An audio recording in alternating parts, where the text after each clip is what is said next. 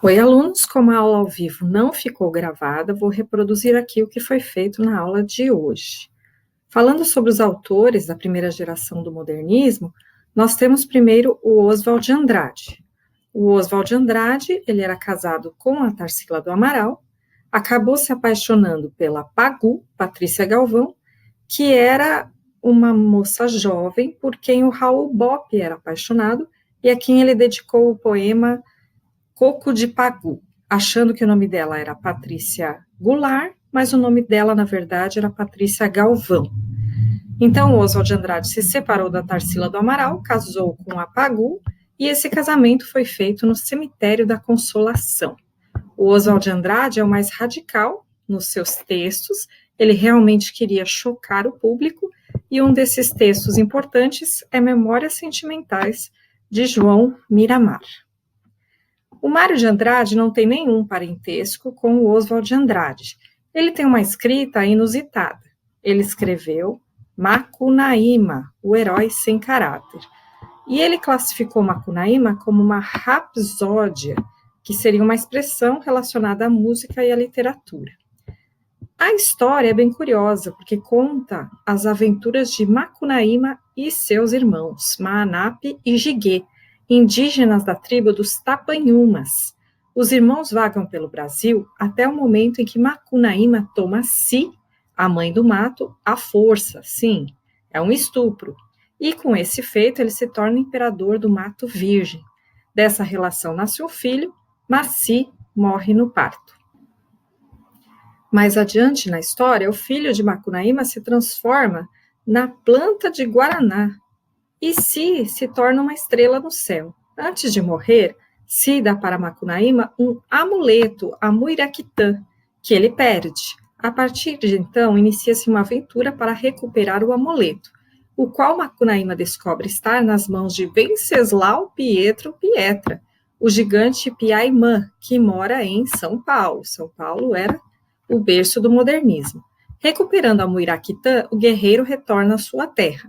Em uma derradeira aventura envolvendo a deusa Sol de nome Vei, Macunaíma é mutilado em uma armadilha e transformado em uma constelação da Ursa Maior. Então, como vocês podem ver, um livro bem diferente, né? Cheio de mistura de lendas e folclore nacional. Mário de Andrade também escreveu Amar, verbo intransitivo, que é uma história inusitada em que um pai contrata uma prostituta para educar o filho no amor. Por isso que amar é um verbo intransitivo nesse livro. É amar, ponto, não é amar alguém. Manuel Bandeira já tem a característica de ter descoberto a tuberculose aos 17 anos e ter sido alguém que sempre era limitado pela questão da doença. Então, ele não se casou, não completou a faculdade, não teve filhos, e isso aparece na sua obra. Nesse poema aqui, Anúncio de São Paulo, nós lemos o seguinte: antes da chegada, afixam nos offices de bordo um convite impresso em inglês, onde se contam maravilhas de minha cidade, sometimes called the Chicago of South America. Situada no Planalto, 2.700 pés acima do mar, e distando 79 quilômetros do Porto de Santos. Ela é uma glória da América contemporânea. A sua sanidade é perfeita, o clima brando, e se tornou notável pela beleza fora do comum da sua construção e da sua flora. A Secretaria da Agricultura fornece dados para os negócios que aí se queiram realizar. Este poema de Oswald de Andrade está em hora de estudo, ainda no LIP.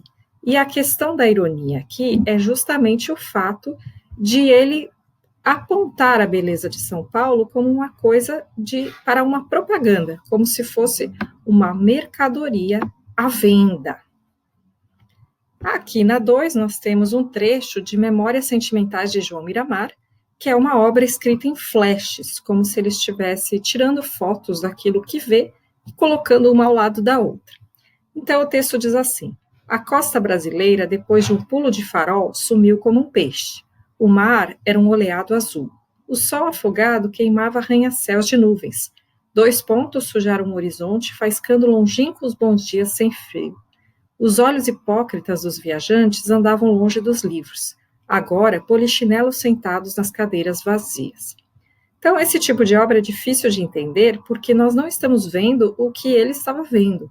Mas a ideia era essa: chocar, fragmentar, fazer as pessoas verem algo diferente. E aqui a resposta é justamente a simultaneidade de imagens, que é essa questão da fotografia, do flash, e da estética modernista.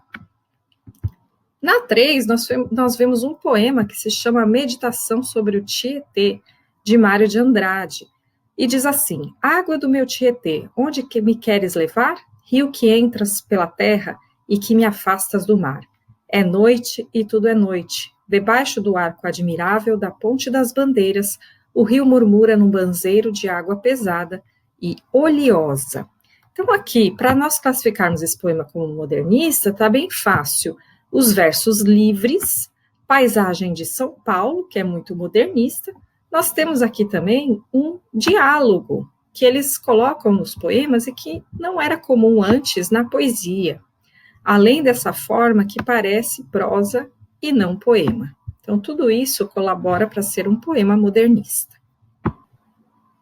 Esse poema, Vou-me embora para Passárgada, é de Manuel Bandeira e muito famoso entre os poemas dele. Ele diz que vai embora para Passárgada, o eu lírico, como se fosse uma cidade imaginária em que tudo é bom. Lá ele vai ser amigo do rei, vai ter a mulher que ele quer, vai ser feliz, a sua existência vai ser uma aventura. Ele vai fazer ginástica, andar de bicicleta, montar em burro brabo, várias coisas que um tuberculoso não poderia fazer. E, por fim, quando ele desejasse a morte, ele teria uma mulher na cama que ele escolhesse, nesta cidade. Então, era como se fosse o sonho daquilo que ele poderia ter se não estivesse doente, num lugar imaginário, sem a doença. Então, aqui, ó, imaginários específicos, né? E aí, o lugar Passárgada é como se fosse um paraíso, um lugar onde ele é feliz. E o gênero literário aqui mistura poema com narrativa, contando histórias. Neste poema aqui, o último poema, Manuel Bandeira já, de novo, escreve na perspectiva de que vai morrer cedo, apesar de não ter morrido cedo.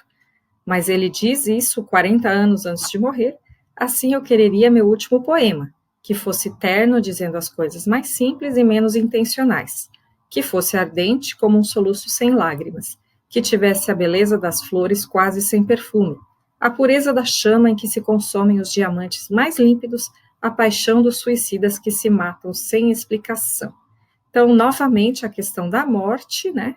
E uma poesia sem uma preocupação com métrica e forma. Aqui vocês podem ver as alternativas a respeito desse poema, né? Apresenta coloquialismo, apresenta aspectos profundos da existência humana, como o tema da morte, não tem ironia e não tem ausência. Este poema aqui, da página 25, exercício 9, se chama As Quatro Gares.